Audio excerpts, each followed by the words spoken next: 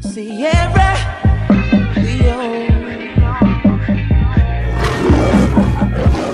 Chantel Lee with Sierra Image Films here in New Jersey, and today we're joined by Honorable Aissata Kabia. Not only is she a member of Parliament, she's also a member of the Education Committee, the Health Committee, and the Mining Committee.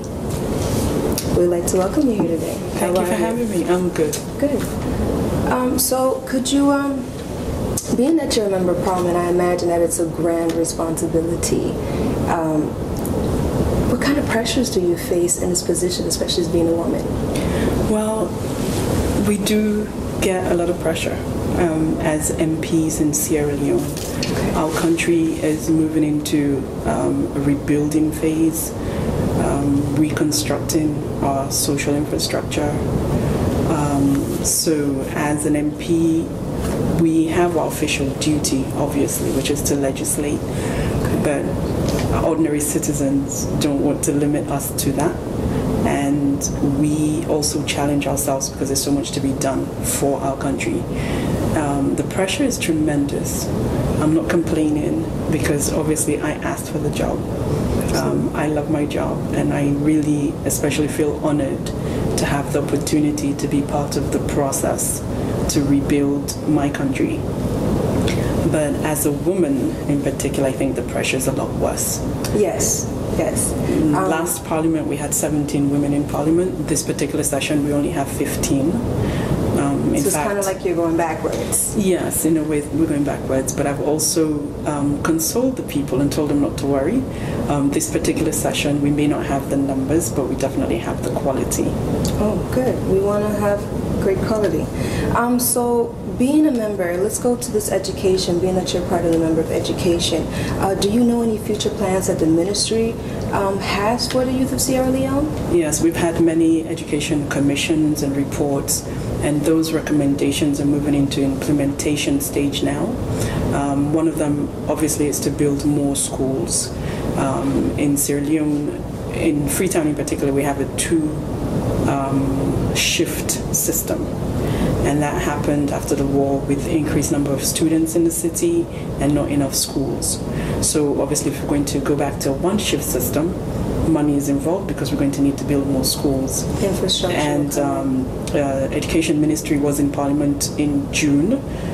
We invited them as a committee, and they did lay out the plans for implementation of that particular recommendation. Also, in terms of the quality of education for our nation, we are in a difficult position. We had many years of civil war. Absolutely. We lost a lot of our experts, not just in education, but in several sectors, in the public sector as well. And we really need to encourage the quality that we lost back to Sierra Leone, or to find a way to develop that quality, especially in the education system, to ensure that our teachers are supported. You know, as we're supporting the students to go through the system, we should also support our teachers, our lecturers, to make sure that they are up to date with new systems of learning. We need to look at the curriculum in our tertiary educational systems to make sure that it's actually it actually relates to the job sector. You know, for example, now we have mineral resources that's opened up in the country. We have a lot of mining companies there, and we don't want that particular sector to be taken up by foreigners. We want Sierra Leoneans to get those job opportunities. Absolutely. The ICT department as well. ICT as an industry is opening up in our nation, and we want to make sure that our children are well equipped to make sure that they can take up those jobs in that sector as well. So we must realign our curriculum to match the job market, so we can churn out the quality graduates that can take up those job opportunities. But education in particular, I mean, it's a cross-cutting issue for everything else that we want to do as a nation, and we must lay emphasis on that if we're going to rebuild and to become internationally competitive. Absolutely. What would personally mean a lot to you to see long-term fulfilled for the education of the youth in Sierra Leone? Well, I am so passionate about education in Sierra Leone in particular, because I always say it's about education for jobs, it's about education for health, and it's also about education for civic responsibility. So if we are to change our nation and to completely turn it around, we must make sure that we focus on education as a sector. And we don't want to move into an area of jobless growth. We're growing, our economy is booming. Not to cut you off, you would like to see in the future the youth have their jobs due to the education that they have obtained? Absolutely, absolutely. Our economic projection as a nation is so encouraging right now. But you don't want mining companies to move into Sierra Leone, and you have ICT companies to move into Sierra Leone, and then they're employing people other than Sierra Leoneans. So part of our economic growth must be job creation. And if we're going to create jobs for our people, then we must make sure we equip them with education and the right qualifications for them to be able to take up those opportunities. Okay, so moving forward, you are also a member of health committee. What changes have there been within the healthcare system that wasn't available maybe 5 years ago, post-war, that is available now? I think a healthy nation is a productive nation, and our president saw that from the get-go, and he made health care a priority. And any nation that's going to develop must encourage and must involve its women, and healthcare for women and children was on the top of the agenda. So in 2010, the free healthcare did just that. It focused on women and children. And we have free healthcare in Africa, which is commended all over the world. And what we have to do now is move to the next stage where we're monitoring the actual implementation of the free healthcare to ensure that it's reaching all corners of Sierra Leone, to ensure that all citizens are actually accessing free healthcare because it's their right, and to ensure that possibly we extend it to other less privileged sectors of society as well. So right now our free healthcare system is for pregnant women, lactating mothers, and children under 5. The Free Healthcare And Act. these are the most vulnerable. So Absolutely. it's if we're going to change and reduce our morbidity statistics and our child mortality statistics, we chose to focus on this area. And America is still fighting over free healthcare. America is still contemplating and debating what free healthcare will look like for this nation. And it's commendable in a country where... It's very highly commendable that you Africa, are able to receive healthcare for absolutely, free. that we had Yes. that, our president had that foresight, and he had that conviction to make that happen.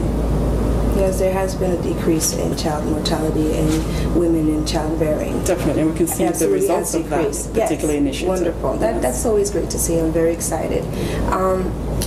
Speaking on women, are there any social changes that you would like to see more come about for women of society, being a woman yourself, also a woman in office? Absolutely, and working backwards, if we are to see more women in the public sector, like myself, it would mean that we have been successful in educating those women. It would mean that we have been successful in the cultural changes that we'll need to implement in Sierra Leone to ensure that we encourage our girls and our women. It would mean that we've changed the laws and policies that disenfranchise and marginalize women through non-inheritance of property, not being able to access finances for their businesses.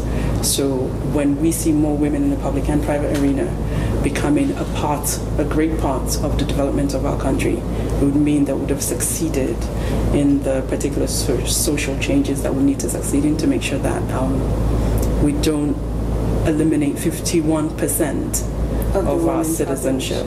Yeah. Exactly. What do you think you would need, the nation would need, to achieve these goals that you're wanting for the society of women? We would need to make sure that the issue of women's rights becomes everybody's concern.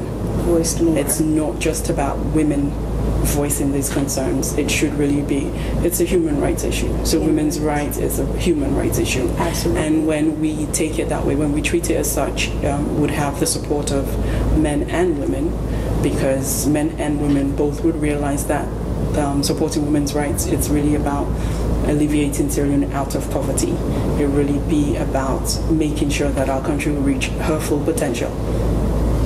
Absolutely. Moving on to the mining aspect, I understand you guys have a large mining company within Sierra Leone. What would you like to see long-term, future-wise, that is established in your town? Yeah, we have several mining companies now in Sierra Leone, and I think the whole world knows that we're resource rich, and yet we're still struggling with poverty.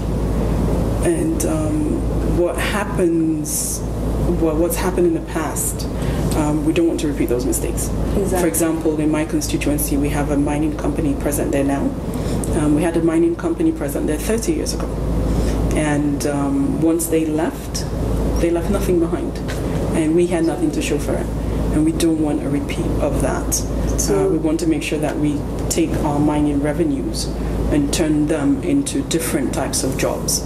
So in 30, 35 years' time, when that mining company is gone, based on the lease agreement they've currently signed with government, we want to make sure that we've already used our revenues to create industrialization, to ensure that we're actually doing value addition in agriculture. So we want to economically diversify locally within our constituency, so we're not so dependent wholly and solely on mining for jobs. And to take those revenues and turn them into different types of jobs, so we can also take those revenues and make sure that we build our primary schools, our secondary schools. Use the revenue used from the exploitation and give it back to the Sierra Leone people. Yes, and it's about really organizing, and it's about better management, financial management, to make sure that we maximize the benefits of their presence on the ground. Absolutely. Obviously monitoring these companies, like President, His Excellency Ernest Bai Koroma has mentioned that we are open for business, which he wants to bring all these monetary gains and give it back to the people of Sierra Leone. Yes. So I think definitely a lot of monitoring will need to be done. Definitely, and we're open for good business. You know, so in the past, I think we were maybe in a disadvantaged position where we're encouraging everybody to come into Sierra Leone. We weren't really in a powerful negotiating position post-war, but we're past that now. Yeah, and now we can pick and choose a little bit because we have the resources and we want to make sure that the best companies come in. Business is business. There will always be about profit, and we also have to make sure we maximize the profit for our people. Absolutely. So I wanted to ask you, long term from now, in the future, once you have walked away and you're done with the Sierra Leone Parliament, what impact would you like to be satisfied with that your influence has made? I would really like to see some success in terms of education, health, and employment. Education for our children, obviously, to prepare our future generations for the kind of world we're living in now, to make sure Sierra Leone is internationally competitive. Healthcare, of course, for obvious reasons. It gives you a healthy community that can then help towards rebuilding the nation, but it also gives you the kind of statistics that will not put Sierra Leone bottom and last of all the lists. I don't want my country to continue to be last on the HDI and worst developed and least educated and all of that stuff.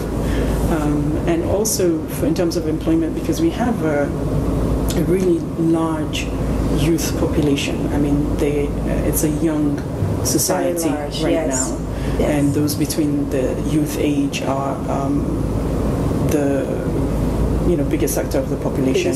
So if we don't take care of their needs, if we don't give them the right tools, we will not succeed as a nation.